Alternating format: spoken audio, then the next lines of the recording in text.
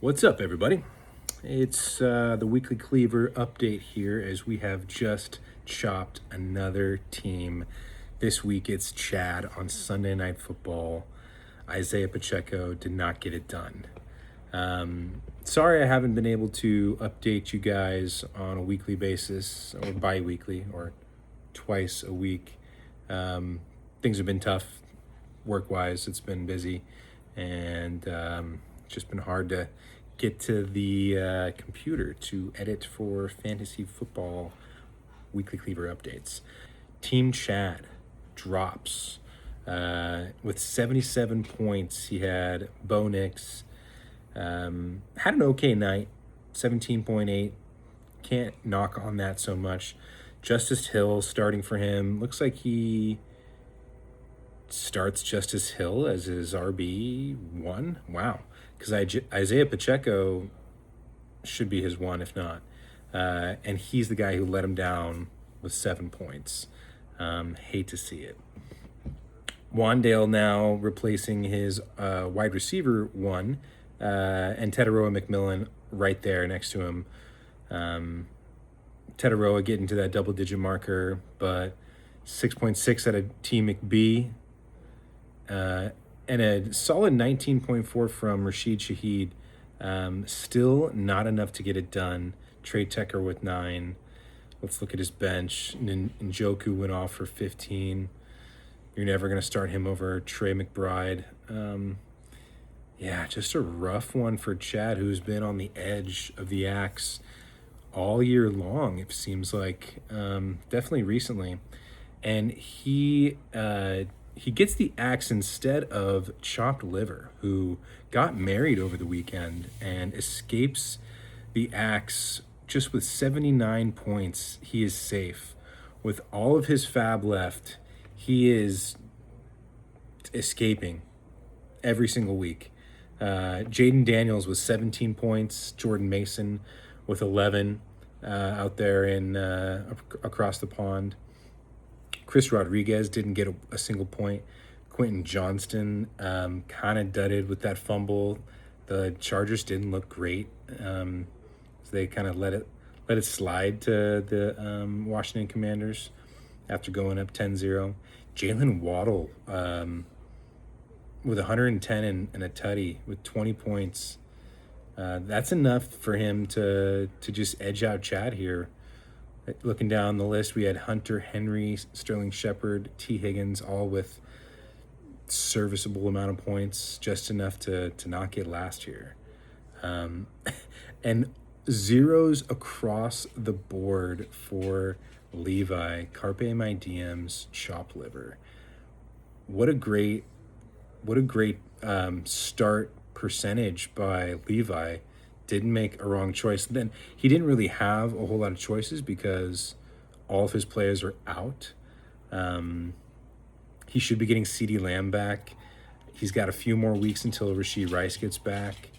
But yeah, Jaden Daniels coming back with that late touchdown, garbage time winning team touchdown to get him, safe through the week 5. Travis getting an 81, just barely. Let's take a look at his team real quick. He had Daniel Jones, Omarion Hampton, who is looking to be on IR for the next 4 weeks. Chase Brown, who is pretty disgusting. Their team is just very, very bad. He gets like 2 yards a carry. He's actually, they said that in the history of someone getting a certain amount of carries, he is dead last this year. He's like ranked 600 of anyone with more than a certain amount of carries. Cortland Sutton getting just enough. Keenan Allen getting just enough. Theo Johnson with 2 touchdowns. That for sure came out of the nowhere for Travis. He loves to see that, I'm sure, especially after the start that Theo's been having. Yeah, and so Travis gets Kittle back. And yeah, he might be on the block moving forward along with Chopped Liver and some other teams to boot. And in the grand scheme of things, we got Jay Freezing, the Arctic Assassins, with just 82 points. which really rounds out the low end of the week for everybody. Let's take a look at who he had. Gino, yikes. He looks like the worst quarterback in the league.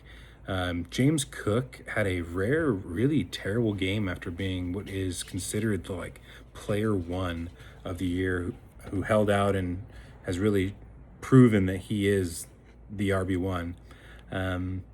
Didn't get it done on a night when Josh Allen loses to his New England Patriots that just have his number.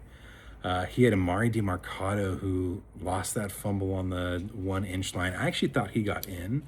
I thought that was such a weird call, but also you got to carry that ball into the end zone. What a silly, silly mistake. Nico Collins getting 14 points. Keon Coleman, 8 points. Dallas Goedert with 9. Montgomery with a touchdown pass, getting 17.7. And Michael Carter, he started both Arizona running backs. Not a bad play when you don't know who's going to be the one to go off. And it looks like they both had a chance, but not Freezing's best week. However, it's just enough to get him past. He had Ollie Gordon for negative, Sticky McNichols, Kendre Miller, who looks to be heating up a little bit down in New Orleans, and Isaiah Bond. So he's got some flyers on his bench, but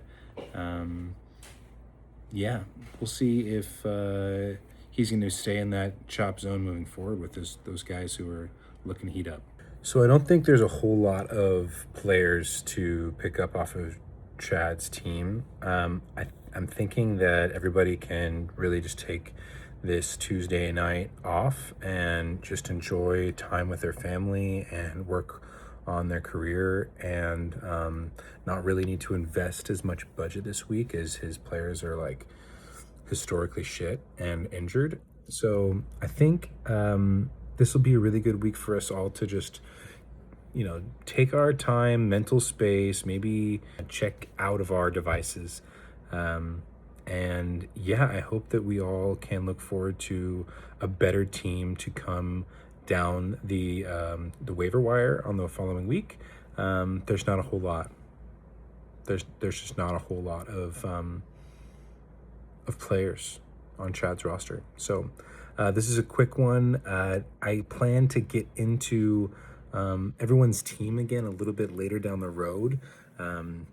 It's been a tough time working and trying to get back into the Weekly Cleaver. I actually got halfway into creating a video last weekend and just actually didn't get there.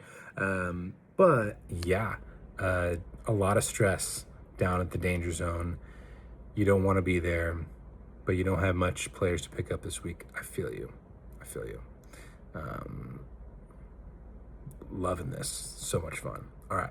Take care.